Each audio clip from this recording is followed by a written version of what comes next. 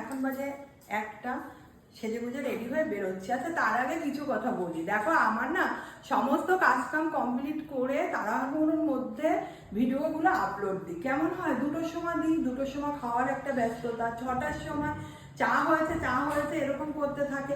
কোনোদিন তো রাত্রি 10টার সময় হয়ই না, দাদা দিদি আমরা ভিডিও কলে ফোন করলে মানে হয় না। এইবার কি হয়েছে ব্যাপারটা, বাংলায় লিখতে না আমার একটু খুব টাইম লেগে যায়, আকার ওকার এগুলো চিনতে।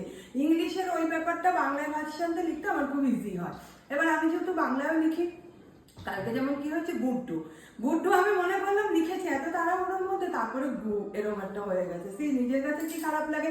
ইউটিউবে সেদিন লিখেছি ফালুদা বানাতে গিয়ে, তারপরে সঙ্গে সঙ্গে দেখি কি আপলোড দেওয়ার পরে ফেলুদা হয়ে গেছে। আমি কারেক্ট করে দিয়েছি। আমি ইউটিউবেরটা জানি কিন্তু ফেসবুকেরটা আমাকে জানতে হবে।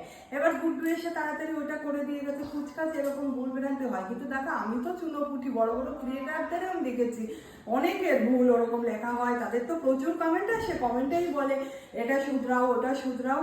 যাই হোক আমারও এরকম একটু একটু ব্যস্ততার মধ্যে হয়ে থাকে। আমি নিজে এডিটিং করি, নিজে আপলোড করি, নিজে থাম্বনেল বানাই, সমস্ত কিছু আমার নিজে। তারপরে তো মাথার উপরে সংসারের এত চাপ, বুঝতে পেরেছো? তা যাই হোক এগুলো একটু তোমাদের সাথে শেয়ার করলাম, মানিয়ে নিও। ওটা কিন্তু জাস্ট মিস্টেক, পরে আমি দেখলে ঠিক করি। এখন আমি কোথায় যাচ্ছি, যেতে যেতে সবই তোমরা দেখতে পারবে।